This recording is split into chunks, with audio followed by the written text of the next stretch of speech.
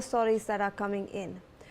Indian Navy's first Mahe-Class shallow watercraft INS Mahe was commissioned by the Indian Navy today on 24th November with advanced anti-submarine capabilities in a move to give India a sharper edge in coastal defence. INS Mahe was built by Cochin Shipyard Limited to represent a self-reliant India in naval ship design and construction. Army Chief General Upendra Dwivedi was the chief guest at the commissioning. In a statement by the Navy, the ship was described as an embodiment of agility, precision and endurance, qualities which are vital for dominating the littoral region. In fact, let's take a look at what the INS Mahe really is, what its capabilities are and how it's going to improve India's coastal defence. So, this is INS Mahe. INS Mahe is an anti-submarine warfare shallow watercraft. So, an anti-submarine warfare is an ASW and it is also a SWC or a shallow watercraft. So, it can operate in shallow waters as well. It is capable of patrolling, surveillance and anti-submarine operations in coastal regions. So, some of the major features of INS Mahe is that it can do patrolling in the coastal regions, it can do surveillance as well, and it can also perform anti-submarine operations. And remember that in shallow waters as well, that is one of the major features of INS Mahe. Now, if we look at INS Mahe's features, it can detect submarine sounds, movements or any artificial objects hidden underwater. So, one of the major features is with that hull mounted sonar, it has a sonar that is mounted on its hull, and this feature will actually help it detect any artificial presence in the underwater region. Also, the ship's crest features urumi, the flexible sword of Kalaripattu, which is symbolizing agility, precision and lethal grace. So, the crest that INS Mahe actually carries, I believe you can look at that over there on your screens, that symbolizes flexibility, agility and lethal grace, because it's the agility of INS Mahe is very high and its speed is also good. So, that symbolizes the entire features of INS Mahe. Also, the ship is named after the coastal town of Mahe. So, why the entire name? It's named after the coastal town of Mahe, and remember that it was built in collaboration with the Cochin Shipyard Limited. Now, INS Mahe is built by the Cochin Shipyard Limited, which is a defence PSU, and remember why it is important is because of its indigenization. The Atmanirbhar initiative that India has launched, almost 75 to 80% of INS Mahe is indigenously built, from its power systems to its weapon systems. Some of them are in fact all indigenously made. So, this gives a very big boost to the Atmanirbhar initiative that has been started out by the country. So, when we look at the next feature of INS Mahe, in fact, we will look at how it is the first of 8 ships in the class being built by Cochin Shipyard Limited, with the remaining 7 scheduled for delivery through 2027. So, this is the first of the 8 that we will get, and the rest will come in through, and the last delivery date will be in 2027. So, this is the first of its class. Now, remember that INS Mahe, as we have been pointing out, more than 80% of the ship's components are Indian built. So, big boost over here to indigenous technology, to Atmanirbhar initiative. In fact, the Chief of Army Staff also pointed out how it is a big boost to this entire initiative. Now, INS Mahe uses twin shaft diesel propulsion, generating over 6 megawatt of power, giving it a top speed of 25 knots and a range of 1,800 nautical miles. So this is the top speed of 25 knots and it has a range of 1,800 nautical miles. The ship also has a displacement of approximately 896 to 1,100 tons and the warship's length is 78 meters. So these are some of the physical features and it's of INS Mahe.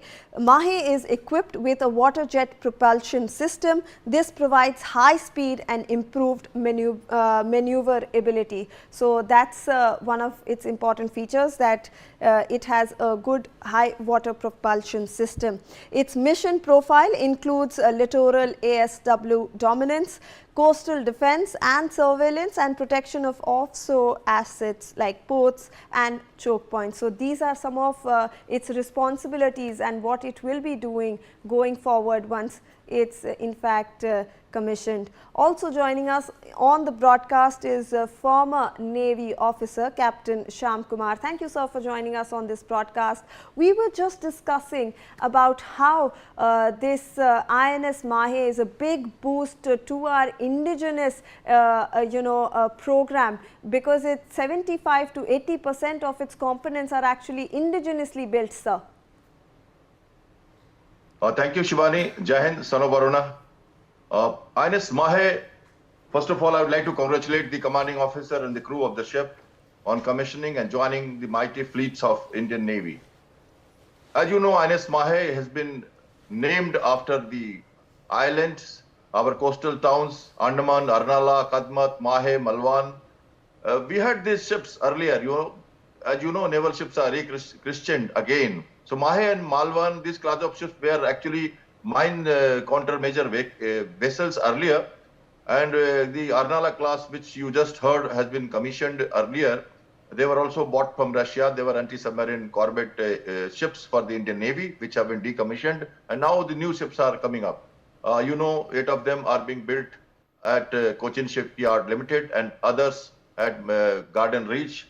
So it's a high collaboration of the shipyards and the MSMEs. Many other companies, private sectors are involved in the production of the ships and indigenization effort, that 80% of the components, the hull, power package, the sonar suites, EW package, weapons, platforms, all are indigenized. So that is a great news for the Indian Navy shipyard industries and the defense manufacturing capability of India. As you know, minesweepers are important part, and the anti-submarine corvettes are also important part. Why it is so? Because our Pakistani Navy has been banking upon the anti-submarine operations. They are buying 8 Hangur class submarines from China, and that is going to add to the submarine deterrence capability of Pakistani Navy. Although today they are limited to coastal Navy, and we have made sure that during Operation Sindhu they remained limited to their coastal areas. But with the submarines flying into the Indian Ocean and the PLA Navy's presence of submarines in the Indian Ocean, especially for the coastal waters, shallow water vessels like Mahe is important. And they are going to carry out surveillance of Makran coast, Sindh coast, and will be defending our Gujarat and Malwan, our entire Malabar coast in the west coast of Arabian Sea. So I think we need these ships for coastal patrolling, surveillance, for the low intensity maritime operations, for mine laying capability, and for offensive role, because these ships are torpedo or are fitted with the advanced lightweight torpedo, Indian made rocket launchers, and also guns for the self-defense. So it can be used for the deterrence, even again the pirates, again the contraband control, again the wrong fishing activities, illegal fishing activities in our waters, security of the offshore defense assets, our oil rigs, etc. So it's a multi-role platform, as you said, flexibility, agility, precision. So commissioned at Kerala, it is getting the crest of Kalarapattu, that weapon which displays these kind of precise roles with lethality and the accuracy. So I'm very happy that Indian Navy is adding these vessels into the might of our naval operations, and we are going to be more secure at our coastal defense and against the deterrence of sea denial capability of submarines, which are in abundance in Indian Ocean from PLA Navy and Pakistani Navy both, and many other adversaries. Over to you, Absolutely, Shivani. sir. And in fact, when you talk about those low intensity naval operations that it can undertake, INS Mahe is being named as the silent hunter because of its low acoustic signature. So it can silently in fact release those torpedoes, and it's also one of the major features is that in shallow waters where heavier larger ships can't go, it can go there and even plant mines, sir. So could you highlight some of those features?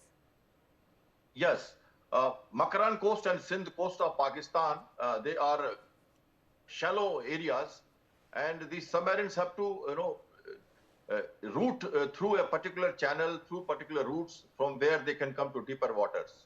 And we have taken that into consideration to make shallow water crafts who can actually check these movements of submarines and restrict the movements and limit them through that areas. And as they are coming out of to deeper water, we can actually carry out prosecution if required in wartime situations. So that is the beauty of these platforms, because they would be able to go to 3-meter water level, 2-meter water level, and still operate the forward sonars, which are very, very capable. And then we have the rocket launchers, which are extended rocket launchers up to 6,000 meters of range, which has been developed recently by DRDO. It has the advanced lightweight torpedoes, which are very, very capable. And we have the passive mode EW suits for surveillance and a very precise, capable radar on which we can carry out surveillance up to miles. Even a periscope of a submarine can be detected by these radars. So in coordination with the helicopters, anti-submarine helicopters, P-8I maritime patrol aircraft, other ships in area, larger ships which are waiting to prosecute the submarine when it comes to the deeper water. These kind of role, naval role, and you say the naval warfare activities against the submarine would make it a deterrent, a very capable deterrence platform against the submarines and the ships and other roles which I just now expressed. So I feel that, and the number of ships that we are getting, 7, 8, many of them, 16, 17 ships are going to be available to the Indian Navy in this role. We had this in 70s, 80s, 90s. We had been decommissioning them, and we are looking for mine countermeasure vessels, which is very, very critical for us. These are mine-laying capable vessels, but we need mine countermeasure vessels to counter the mines which could be laid in our harbors, and which is very, very dangerous for our ships to go out when we need them to go in a particular mode or in the areas of interests. Absolutely. So we are looking forward to aircraft carrier, submarines, and mine countermeasures, and the amphibious vessels. These 4 type of ships are important. Amphibious vessels, 80,000 crores have been being given for this project of amphibious warfare. You have known that in the Saurashtra coast, during Operation Trishul, first time we have carried out amphibious landing on a joint operation of Army and Navy Air Force during exercise Trishul, which just concluded last week. And we are looking for aircraft carrier, Vishal, and we are looking for some submarines with AIP propulsion and these mine counter vessels. Over to you, Shivani. Absolutely, sir. In fact, as per your understanding, what we need right now are those mine countering vessels, amphibious vessels as well.